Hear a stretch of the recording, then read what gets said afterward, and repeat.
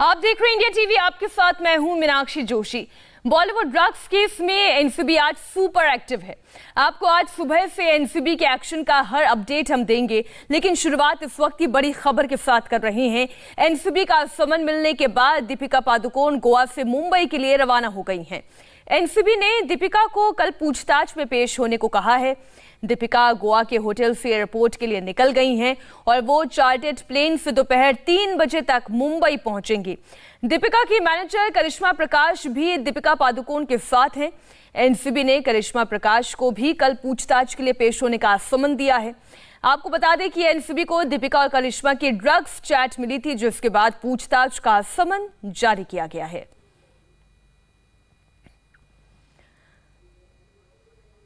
दीपिका पादुकोण से कल एनसीबी पूछताछ करने वाली है। न सिर्फ दीपिका पादुकोण बल्कि उनकी मैनेजर करिश्मा प्रकाश से भी एनसीबी पूछताछ करेगी। दरअसल जो पूरी ड्रग्स चैट सामने आई है उसमें दीपिका पादुकोण, उनके मैनेजर करिश्मा प्रकाश आपस में ड्रग्स को लेकर चर्चा कर रहे हैं, बातचीत कर रहे हैं, जिसे पढ़कर कोई भी अंदाजा यही लगाएगा कि ये दीपिका खुद ड्रग्स लेती हैं, करिश्मा उन्हें ड्रग्स मुहैया करवाती हैं और खुद करिश्मा प्रकाश भी ड्रग्स लेती हैं।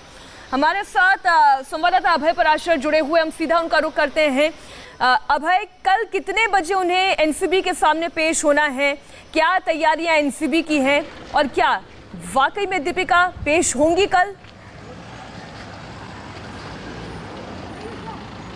देखिए, बिल्कुल कल दीपिका पादुकोण और उनकी मैनेजर पेश होंगी और इसी दफ्तर में पेश होंगी जहां पर मैं मौजूद हूं। ये एनसीबी का गेस्ट हाउस है मेरे पीछे। यहां पर सेकंड फ्लोर पर उनसे पूछताछ होगी। असल में आज रकुलप्रीत सिंह को यहां पर आना था। रकुलप्रीत सिंह को सम्मन आज के लिए किया गया था, साथ में सिमोन को आज के लिए सम्मन किया गया था और श्रुति मोदी को सम्मन किया गया था। लेकिन रकुलप्रीत सिंह की तरफ से यह दावा किया गया कि उन्हें सम्मन नहीं किया गया, जबकि एनसीबी का कहना है कि उन्हें सम्मन किया गया था। तमाम तरीकों से उन्हें फोन किया गया, उनके एड्रेस पर सम्मन भेजा गया, लेकिन उसके बाद आज एक्नॉलेज कर लिया है। एनसीबी सूत्रों से पता चला है कि रकुलप्रीत ने एक्नॉलेज कर लिया है, वो कल आएंगी। कल रकुलप्रीत सिंह भी आएंगी, कल दीपिका पादुकोण भी आएंगी। दीपिका पादुकोण को और करिश्मा को, दोनों को 25 तारीख को बुलाया है। करिश्मा को पहले भी बुलाया गया था, लेकिन उन्होंने कहा था उनकी तबीयत ठीक नहीं है। कल तीनों से पूछताछ होगी और ये पूछताछ बेहद अहम होगी, क्योंकि आपने कहा कि रकुलप्रीत ने एक्नॉलेज कर लिया है समन। क्या दीपिका और करिश्मा प्रकाश ने भी ये समन एक्नॉलेज कर लिया है और क्या यही वजह है कि वो गोवा से मुंबई आ रही हैं? देखिए, बिल्कुल जब सम्मन भेजा गया था, जब सम्मन असल में मीनाक्षी, जब ये जो कोविड चल रहा है इसके चलते कई बार फिजिकल सम्मन नहीं भेजा जाता है, मेल कर दिया जाता है। आपके स्टाफ को, आपके जो मैनेजर हैं या आपको डायरेक्ट कॉल करके एनसीबी के ऑफिसर्स बताते हैं कि आपको पूछताछ के लिए आना है। लेकिन रकुलप्रीत सिंह ने यह भी कहा एनसीबी के लोगों को कि रकुलप्रीत सिंह ने अपना नया एड्रेस अपडेट कराया है आज उस सम्मन को एक्नॉलेज करने के लिए, और इसी कंफ्यूजन को दूर करने के लिए एनसीबी के कुछ जो लोग हैं वो पहुंचे भी हैं एनसीबी दफ्तर में, और जो रकुलप्रीत सिंह के घर पर उन्हें फिजिकल भी बताने गए हैं कि आपको कल यहां पर पहुंचना है। उन्होंने अपना नया एड्रेस भी अपडेट किया है। अगर हम दीपिका पादुकोण की बात करें और साथ में करिश्मा की बात करें तो इन दोनों को एक्नॉलेज पहले ही करा चुकी है एनसीबी। उन्हें पता है दीपिका पादुकोण और करिश्मा को कि उन्हें सम्मन किया गया है और 25 तारीख को यानी कि कल यहां पर बुलाया गया है, जहां पर उनसे पूछताछ की जाएगी, क्रॉस एग्जामिन किया जाएगा, क्योंकि दीपिका पादुकोण और करिश्मा की एक ड्रग चैट निकलकर सामने आई है जिसमें दीपिका पादुकोण साफ तौर पर माल मांग रही हैं, हैश मांग रही हैं, वीट की बात कर रही हैं, कोको रेस्टोरेंट की बात कर रही हैं, जो कोको पब है कि उन्हें वहां पर जाना है। एक ड्रग पेडलर का भी इसमें जिक्र हो रहा है जो करिश्मा कर रही हैं। इन तमाम कड़ियों को जोड़ना है, पूरा उन्हें क्रॉस एग्जामिन करना है और इसीलिए सम्मन देकर पूछताछ करनी बेहद जरूरी थी। और यही वजह है कि दीपिका पादुकोण और जो उनकी मैनेजर है करिश्मा, वो गोवा से निकल चुकी हैं और मुंबई पहुंचेंगी और कल एनसीबी की पूछताछ में शामिल होंगी। बिल्कुल। एक बार हम एनसीबी के इस वक्त दफ्तर से हमारे साथ हमारे सहयोगी जुड़ रहे हैं, हम उनका रुख कर लेते हैं। दिनेश, अब तक आज की तारीख में किन किन लोगों से पूछताछ हुई है, क्या क्या सवाल पूछे गए हैं और अभी तक का इस पूरे ड्रग्स रैकेट को लेकर, ड्रग्स केस को लेकर एनसीबी ने क्या तैयारी की है? देखिए अभी फिलहाल जो है श्रुति मोदी से पूछताछ चल रही है, सिमोन खंबाटा से पूछताछ चल रही है, इन दोनों से पूछा जा रहा है। खासतौर पे सिमोन से पूछा जा रहा है कि जो ड्रग्स चैट में उनका नाम आया है, रिया ने जो खुलासा किया है कि सिमोन उनके साथ ड्रग्स का सेवन करती थी, क्या ये बात सच है? अगर सच है तो ड्रग्स देता कौन था, कौन सा वो पेडलर है जिसके पास से ये ड्रग्स आता था? एक और अहम चीज, पैसे का ट्रांजैक्शन कैसे हुआ, पेमेंट कैसे हुआ, इस बारे में जो है सवाल पूछे गए। इसके साथ ही में श्रुति मोदी उन पर भी आरोप है कि वो जो है ड्रग्स सप्लाई क्या करती थी, रिया चक्रवर्ती को उनकी जानकारी में सारी चीजें थी, तो उनसे भी पूछताछ की जा रही। इसके इतर अब सारा फोकस जो है एनसीबी का, मैं आपने चाहूंगा मेरे दर्शक को भी देखे कि वो दूसरी मंजिल पर ये 4 आपको विंडोज दिखाई दे रहे, वहां पर होगी असली पूछताछ, वहां पर आएगी दीपिका पादुकोण जो है उनसे पूछताछ होने वाली है, उसी की तैयारी जो चल रही है। सिमोन से जो आज पूछताछ होगी उससे नए लीड निकालने की कोशिश की जाएगी।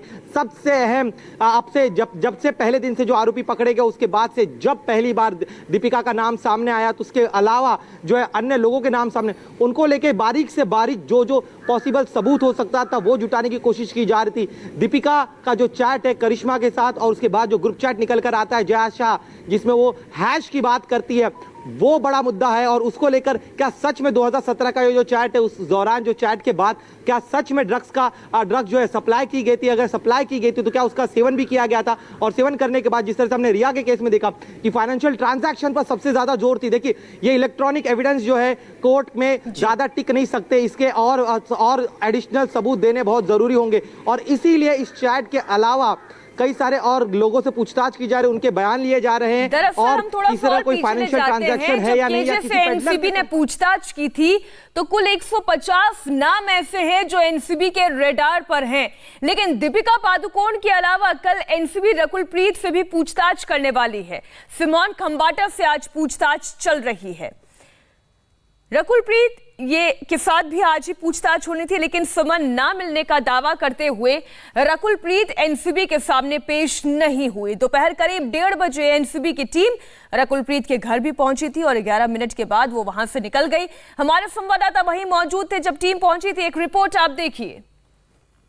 एनसीबी की टीम रकुलप्रीत के घर पर पहुंची थी। आप देखिए किस तरह से अब एनसीबी की टीम रकुलप्रीत के घर पर गई थी और उसके बाद में एक बार फिर से रकुलप्रीत के घर से एनसीबी के जो अधिकारी आए हुए थे वो यहां पर आपको नीचे आते हुए दिखाई देंगे और यहां से दोबारा बाहर निकलने वाले हैं। जिस जगह पर मुंबई के बांद्रा इलाके में रकुलप्रीत रहती हैं उस इमारत में आए हुए थे, एचएम टावर में। आखिर किस लिए आए थे एनसीबी के अधिकारी? दरअसल रकुलप्रीत जो कि लगातार एक डिनाइंग मोड में थी, कह रही थी कि सम्मान नहीं मिला है। और उसके बाद में एनसीबी के अधिकारियों द्वारा इस बात की पुष्टि की गई कि रकुलप्रीत जो हैं वो कहीं ना कहीं बहानेबाजी कर रही हैं। और बहानेबाजी की बात सामने आने के बाद में आखिरकार रकुलप्रीत ने यह बात मानी कि उन्हें सम्मान मिला हुआ है। और उसके बाद में रकुलप्रीत ने यह भी कहा कि वो कल जाएंगी 11 बजे वहां पर। लेकिन यहां पर आप देखिए किस तरह से एनसीबी के जो अधिकारी हैं वो अब बाहर निकले हैं। रकुलप्रीत के घर पर गए थे फिजिकली, हालांकि किस लिए आए थे अभी स्पष्ट नहीं बताया जा रहा। इस तरह से एनसीबी के जो अधिकारी आए हुए थे वो यहां से निकलकर अब जा रहे हैं एनसीबी दफ्तर में। दरअसल रकुलप्रीत जिस तरह से सुबह इस बात को इनकार कर रही थी कि उन्हें एनसीबी द्वारा किसी तरह का कोई सम्मान नहीं मिला है, और उसके बाद एनसीबी ने स्पष्ट किया कि यह रकुलप्रीत की बहानेबाजी है। उसके बाद में रकुलप्रीत की टीम ने कुछ समय के बाद यह कहा कि उन्हें सम्मान मिल गया है, वो कल जांच के लिए जाएंगी 11 बजे। और उसके बाद इस तरह से एनसीबी की टीम का उनके घर आना कहीं ना कहीं दिखाता है कि जरूर रकुलप्रीत में कुछ ऐसी बातें हैं जिसको लेकर एनसीबी के साथ में लुका छिपी का खेल खेल रही थी, और इसीलिए अब एनसीबी की टीम उनके घर आई थी।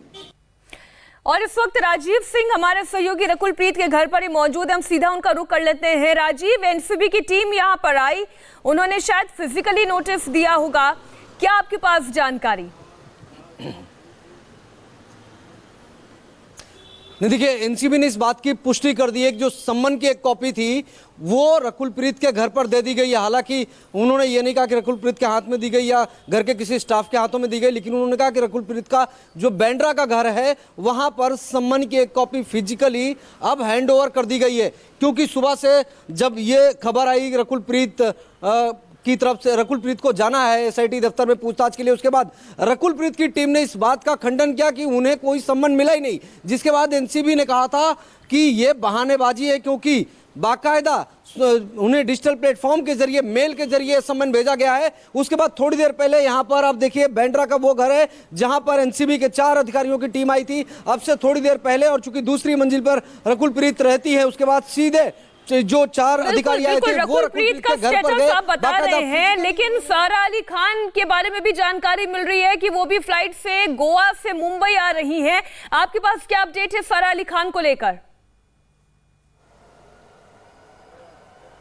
बिल्कुल, देखिए सारा अली खान और उनके भाई ये दोनों लोग भी गोवा में ही थे।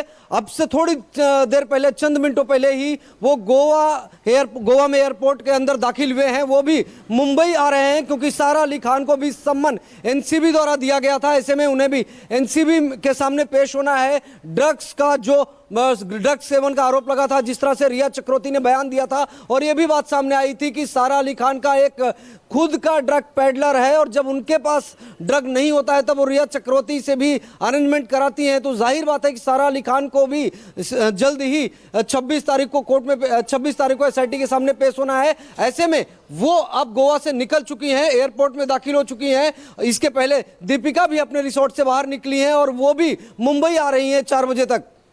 इस वक्त ये बड़ी खबर हमारे सहयोगी दे रहे हैं। 26 तारीख को सारा अली खान से पूछताछ होनी है और वहीं दीपिका पादुकोण और करिश्मा प्रकाश जो उनकी मैनेजर हैं उनसे कल की तारीख में पूछताछ होनी। और अभी अभी एक और बड़ी खबर ड्रग्स केस की जांच की आज अब धर्मा प्रोडक्शन पर भी है। जी हां, कई बड़े नाम घिर रहे हैं। फिल्म डायरेक्टर करण जौहर की कंपनी धर्मा प्रोडक्शन और इसी धर्मा प्रोडक्शन के डायरेक्टर को एनसीबी ने समन किया है। एनसीबी ने धर्मा प्रोडक्शन के डायरेक्टर क्षितिज प्रसाद को समन भेजा है और कल 11 बजे पूछताछ के लिए बुलाया है। क्षितिज प्रसाद का नाम गिरफ्तार ड्रग पेडलर्स से पूछताछ में सामने आया था, जिसके बाद एनसीबी करण जौहर की कंपनी के डायरेक्टर क्षितिज से सवाल जवाब करेगी। अभय, आपके पास इससे जुड़ी हुई कोई और जानकारी? क्योंकि कई बड़े नाम आ रहे थे, एक्ट्रेसेस के नाम थे और अब धर्मा प्रोडक्शन के डायरेक्टर का भी नाम।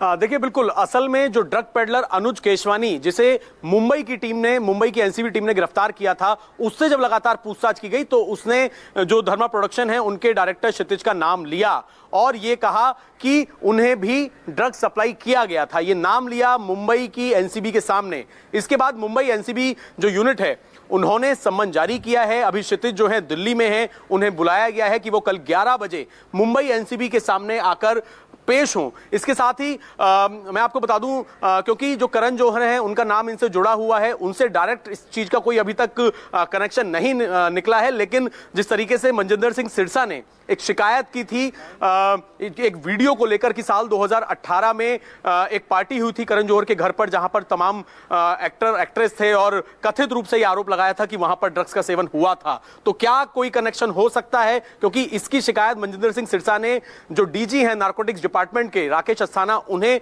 लिखित में की थी साफ तौर पर। और इस वीडियो की जांच जो है वो भी एनसीबी कर रही है, एनसीबी की मुंबई यूनिट। तो इन तमाम पहलुओं को जो है कड़ी से कड़ी को जोड़ना है, जहां एक तरफ एनसीबी के गेस्ट हाउस में जो एसआईटी की टीम है वो तमाम बड़े है कि जिस पार्टी का आप जिक्र कर रहे हैं उस पार्टी में दीपिका पादुकोण भी मौजूद थी।